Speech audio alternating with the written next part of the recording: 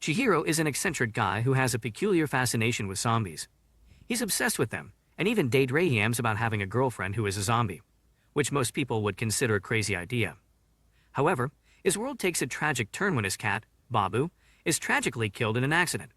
Overwhelmed by grief, Chihiro decides to take matters into his own hands. While sorting through his relatives' books, he stumbles upon a strange handwritten guide on the resurrection. Determined to bring Babu back to life, Chihiro embarks on a mission, using the guide as his reference. However, there's a problem. A crucial page in the guide is damaged beyond legibility. All he knows is that he needs a poisonous plant, so he sets out to try everyone he can find. One night, while conducting his experiments in an abandoned hotel, Chihiro hears a girl screaming outside. Concerned, he ventures out to investigate the source of her distress. He discovers that the girl is Raya Sanka, the heiress of the Sanka family who also happens to be in charge of the Sanka Girls Academy located across the river from his school. While Raya appears cheerful during the day, Chihiro has noticed glimpses of her true emotions. The following night, Raya returns to the hotel to unleash her frustrations by screaming into a well once again. This time, she unexpectedly reveals something that catches Chihiro off guard, leading to him accidentally revealing himself.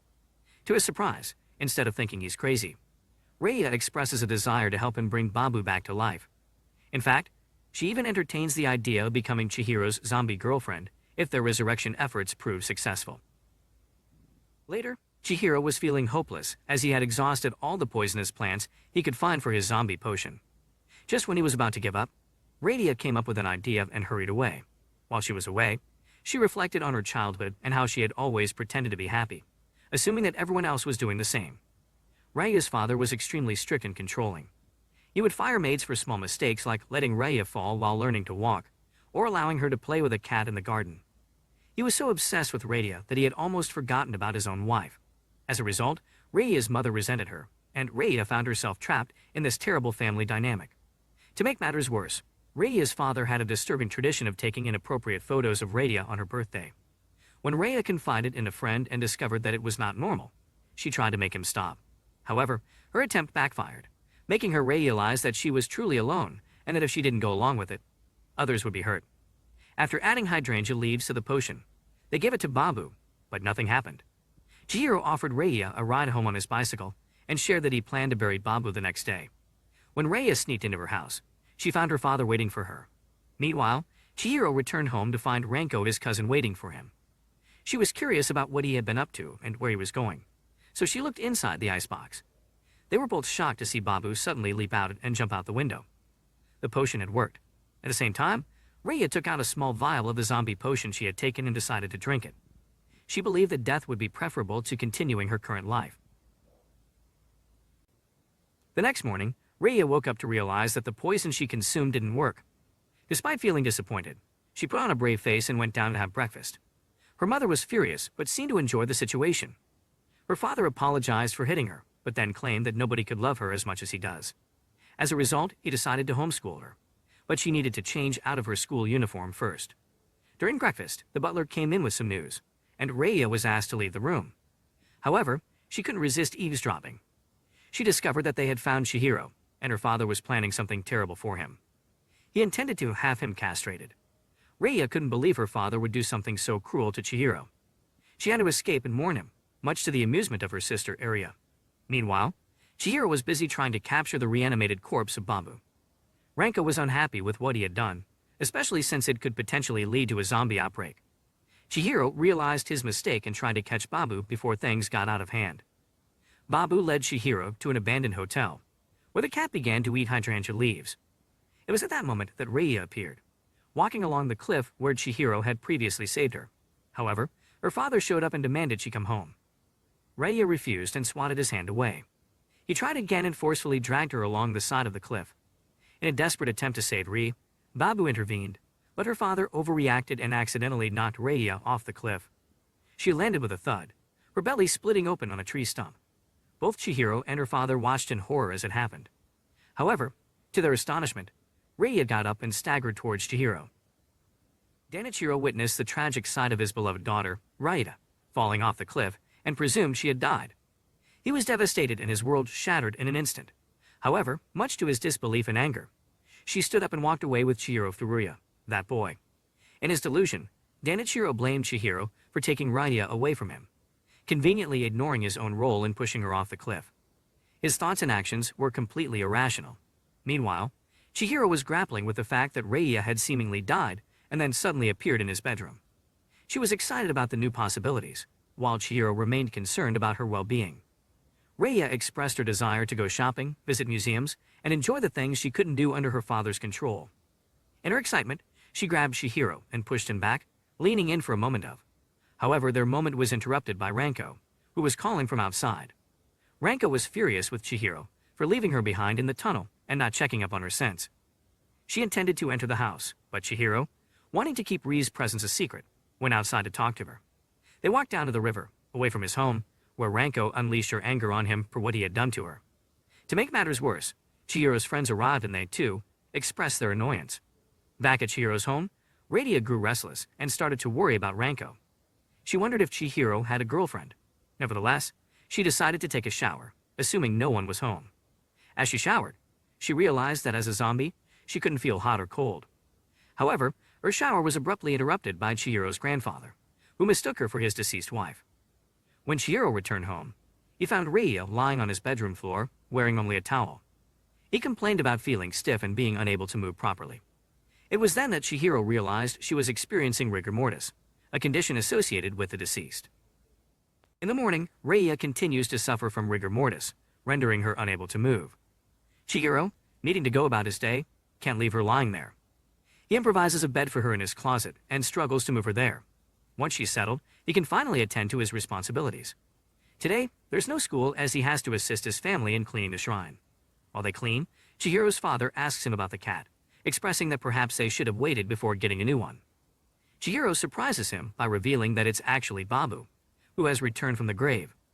His grandfather confirms this astonishing fact and mentions that his formula for reanimation deserves more recognition. However, in a puzzling turn of events, his grandpa forgets what he just said and decides to take a bath instead. Shortly after, Ranko arrives at the shrine, bringing lunch for everyone. During their conversation, she brings up the topic of Raya Sanka, who has gone missing. Suspiciously, Ranko wonders if Raya ran away to be with Chihiro, considering his friends had mentioned his acquaintance with her. Chihiro dismisses her claims, laughing it off as sheer craziness. Ranko leaves but decides to sneak into Chihiro's room to borrow another zombie DVD. While struggling to choose which DVD to take, Ranko is suddenly attacked. Her scream reverberates through the shrine. Hearing the familiar scream, Chihiro rushes to his room. Inside, he finds Ranko lying on the floor, pinned down by Raya, who has ripped open her shirt and is licking her. Chihiro manages to pull Raya off Ranko, but Raya redirects her attention to him and lunges. He catches her, but she surprises him by leaning in and kissing him before wrapping her arms around him tightly. Ranko initially fears that Chihiro is hiding a runaway and worries about the trouble he might get into, especially considering her own injuries. However, as the pieces start to come together, she realizes the truth. Raya is a zombie. In a fit of anger and disbelief, Ranko grabs the nearest object, which happens to be Chihiro's zombie alarm clock, and throws it at him. She can't fathom that he killed Raya for one of his twisted zombie experiments. While they argue, Raya seizes the opportunity to slip out of the window and escape. Babu leads Raya to the hydrangeas, and they both start eating the leaves. Surprisingly, Chihiro notices Raya's eyes gradually returning to their normal state. Could hydrangeas hold the key to the solution he has been searching for? Unfortunately, that's not the case. Chihiro's grandfather arrives and informs him that while they can preserve Raya's personality, they cannot stop her decay. His experiments never progressed that far, so it's now up to Chihiro to find a way to solve that problem. Curiosity piques Chihiro's father when he discovers a girl hiding among the hydrangeas. Chihiro musters the courage to ask his father if they can let Raya live with them, explaining that she has nowhere else to go, and he made a promise to help her. Much to Chihiro's surprise, his father, Dune, is delighted that his son has shown an interest in something other than zombies and agrees to let Raya stay. The temple, originally built to shelter refugees, turns out to be a perfect place for her. Determined to find a way to save Raya, Chihiro starts keeping a diary to track any observations he makes. He even begins filming her daily, which she isn't too thrilled about. One evening, they go for a walk since Raya needs regular moderate exercise, and the sunlight and heat increase the rate of her decay. As they make their way back home, Chihiro nearly steps in front of a speeding car, but Raya reacts swiftly and pulls him out of harm's way. In the process, she uses her newfound strength and inadvertently hurts him. Overwhelmed by guilt, she tries to check on him and notices a graze on his elbow. In a peculiar gesture, she licks it clean, showing her concern and affection in her own unique way. On the next day, Chihiro finds himself helping out at Ranko's family restaurant, but his lack of smoothness and communication skills land him in the kitchen. Unfortunately, his incompetence with a kitchen knife proves that he's not much of a help there either. Surprisingly, Ranko's parents don't seem to mind. In fact, they have already accepted the idea that Chihiro will eventually become Ranko's husband and inherit the restaurant. This situation reminds Ranko of the day they first met, which wasn't your typical romantic encounter where they initially disliked each other and gradually fell in love. Ranko was lost in a cemetery when Chihiro stumbled upon her and guided her to safety. It wasn't until the next day that she discovered they were actually cousins. After spending a summer together, Ranko realized that this prince she once saw in Chihiro was actually a hopeless zombie enthusiast who cried easily and preferred watching scary movies over anything else. Disappointed, she returned home without even saying goodbye. Given Chihiro's inability to excel in the kitchen, they assign him to accompany Ranko on deliveries, which allows them more time to talk. However, their interaction gets interrupted when Chihiro's friends unexpectedly show up. Despite the distraction, Ranko finds herself pondering their next meeting. Interestingly, her parents relocated their restaurant closer to Chihiro's home, resulting in more frequent encounters. Unfortunately, their interactions don't improve much until a chance encounter with a frightening dog brings them closer together. Once Chihiro's duties are done, Ranko insists that he holds her hand as they walk together. Reluctantly, he complies, and the moment triggers memories of the very first time they held hands. With their final delivery completed, Chihiro is free to go home. However, before he can leave, Ranko impulsively pushes him against a wall and attempts to kiss him. His awkward reaction prompts her to run off. After calming down, Ranko resolves to herself that she won't let him slip away. Chihiro's constant documenting of Raia's behavior hasn't been completely in vain, although it has somewhat turned into a way for him to openly perv on her. Nevertheless, he has gathered some interesting observations about her. He has learned that she doesn't sleep, doesn't sweat, and doesn't need to use the bathroom, although she still takes showers out of habit. He has also witnessed Babu coughing up a ball of hydrangea leaves and wonders if Raia will do the same. However, Raia has had enough of being treated like an experiment and demands to be treated like a normal girl. She believes there should be some benefits to having a camera constantly pointed at her. Chihiro agrees to take her to the mall for some shopping and even offers to pay for new clothes. Now, he just has to survive the experience. Meanwhile, Ranko decides to visit the bathhouse during the day and finds it empty. Enjoying the solitude, she realizes that it's a bit too quiet and starts to get lost in her thoughts. That is until Mero and her friends show up. Mero informs Ranko that Chihiro has taken Raia shopping, so Ranko decides to spend the day with them. At the mall, Raia finally chooses an outfit. Although she wants to do more shopping, they decide to grab some lunch first. While Chihiro goes to get food, three men approach Raia, but they are thwarted by Chihiro's best friend, Yasuda. Yasuda tries to impress Raia by taking her outside, but the three men attack them and attempt to kidnap Rie. Using a concrete bench as a weapon, Raia fights them off. She is relieved when Chihiro arrives to rescue them. However, the men then grab Chihiro and take him away. They had to resort to Plan B, but Danichiro, Raia's father, seems unfazed by the situation and has a lot to discuss with Chihiro. As the door swings open, Chihiro is startled to see Raia's mother, who introduces herself as Oria. She casually takes a swig from her hip flask and asks Chihiro how far he has gotten with Raia, now that he has to take care of her. Shocked and appalled by Oria's attitude, Chihiro can't believe she would speak about Raia in such a derogatory manner. It is then that Oria reveals the truth. She is not Raia's biological mother, but rather Danichiro's second wife, though she has known him for much longer. Oria explains that when Danichiro was growing up, his family would carefully select maids as potential partners for him. Oria had believed she would be the one to successfully win Danichiro's affection, and for a while, it seemed promising. However, Danichiro lost interest in her. It was then that he met a girl after a fencing tournament, a 15-year-old in a wheelchair. He fell deeply in love with her and proposed marriage. Despite objections from his family, they got married and had a child, Raia. Tragically, the girl passed away shortly after giving birth, leaving Raia without a mother and Danichiro a broken man. Oria took it upon herself to care for Danichiro and nurse him back to health. In return, Danichiro married her, although their marriage remains unconsummated to this day. On Raia's 4th birthday, the butler secretly revealed to Oria what Danichiro was doing to Raia. This revelation shattered her. After sharing this disturbing information with Chihiro, Oria attempts to make a move on him. However, even though he is tied up, Chihiro manages to free himself and evade her advances. Just then, the maid arrives to collect Chihiro and take him to meet with Danichiro, who is eagerly waiting for him. Reiya arrives home to a chilling scene as she is greeted by two maids who insist that the master is occupied and should not be disturbed. Before she can react, weighted nets drop from above, ensnaring her and rendering her helpless. The maids take advantage of the situation and decide to have some fun with Raida, dressing her up as a maid like themselves. Meanwhile, Danichiro has brought Chihiro to the fencing arena with the intention of settling Reiya's fate through a duel. He even allows Chihiro to choose his weapon and fight in his preferred style. Chihiro laughs, realizing that Danichiro still believes that Reiya wants to be with him. He then drops a bombshell by revealing that he knows about the pictures Danichiro possesses.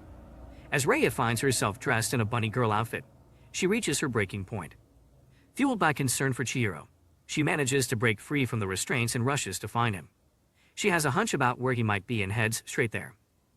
While Chihiro continues to taunt Danichiro and laugh, their confrontation takes a sudden turn when Chihiro feels the piercing pain of Danichiro's foil piercing his gut.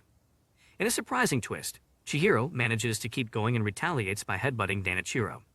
He theorizes that Reiya may have infected him when she licked his wound.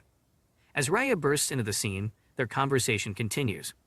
Reiya confirms her desire to live with Chihiro, and Chihiro expresses his wish to work together with Danichiro to save Reiya, despite their differing approaches. Danichiro agrees to a temporary truce, acknowledging that he is searching for a cure. However, Chihiro's condition worsens, and he eventually loses consciousness due to the significant blood loss. Ever since Danichiro entrusted Reiya's care to Chihiro, he has been feeling the weight of that responsibility more than ever. The fear of making mistakes and facing Danichiro's wrath adds extra pressure to an already challenging situation. Meanwhile, Reiya yearns for the opportunity to do things that a normal girl would do. She even expressed her jealousy to Miro about not being able to attend school like her. Chihiro realizes that he can't keep Reiya locked away, as doing so would make him no better than her father, without inappropriate behavior. During a night walk, Reiya spots a sign advertising the local fireworks display and expresses her desire to attend. Although Chihiro has never been to one before, he agrees to take her. However, their plans are thwarted when rain fills the sky, leading to the cancellation of the display. Reiya makes Chihiro promise to take her if they are still together in a year's time. The following day, Ranko catches up with Chihiro on their way to school and suggests organizing their own festival, complete with fireworks and yukatas. Miro is eager to join them, but Reida's excitement fades when she learns that Ranko will be attending too. However, to Reida's surprise, Ranko brings a yukata for her and helps her get dressed. They have a heart-to-heart conversation about Chihiro, during which Ranko confesses her love for him. Raida, though not as forthcoming with her own feelings, is understood by Ranko. Ranko encourages Reiya not to give up and to let Chihiro make the decision. Inspired by Ranko's words, Reiya decides to return to school and goes home to collect her belongings. Oria is not pleased to see her, but she hasn't expelled Reiya from Sankarea Academy. Chihiro accompanies Reiya on their way home, passing by the abandoned hotel where, in a moment of lost control, Reiya bites Chihiro's lips, drawing blood. Later, Chihiro continues to struggle with the responsibility of keeping Reiya safe, especially since her desires and actions could potentially harm her fragile body or accelerate her decay. He is determined not to become like Danichiro, but it's a challenging task. Raida, with her coat filled with dry ice to keep her body cool, returns to school accompanied by Chihiro. This catches Ranko's attention, and she feels unsettled that he has never walked her to school despite his early tennis practices every morning. The students at school are thrilled to see Reiya back and looking happier. One teacher even comments on how Reiya seemed to be growing more and more depressed before she took her leave. Reiya is horrified that her inner turmoil was noticeable to others. Soon after, she demonstrates her zombie strength during a basketball game, pulling off an impressive move that leaves Chihiro deeply concerned. He worries about the potential permanent damage she could inflict on her body. Reiya tries to reassure him, but then it starts raining, and she discovers some snails on the hydrangeas. Chihiro wants to protect her, but when Reiya reveals that her father never allowed her to touch a snail, all he can do is hold the umbrella and watch her play with them. Reiya realizes that she is living on borrowed time, and doesn't want to waste a moment of it. However, she also doesn't want to overly burden Chihiro with her concerns. She would hate for anything to happen to him. The next morning, she promises herself to take things a bit easier. Meanwhile, high above them, a plane is flying into Tokyo Airport, carrying a mysterious passenger who is excited about meeting a new zombie test subject. Well, that wraps up the story. If you noticed any mistakes during the video, I apologize for them. Being a new creator and handling everything on my own, I sometimes make errors. However, I promise that my videos will only get better because I won't give up. So stick around for a while and watch our channel grow together. Your support means the world to me. Thanks for watching, and I'll see you in the next video.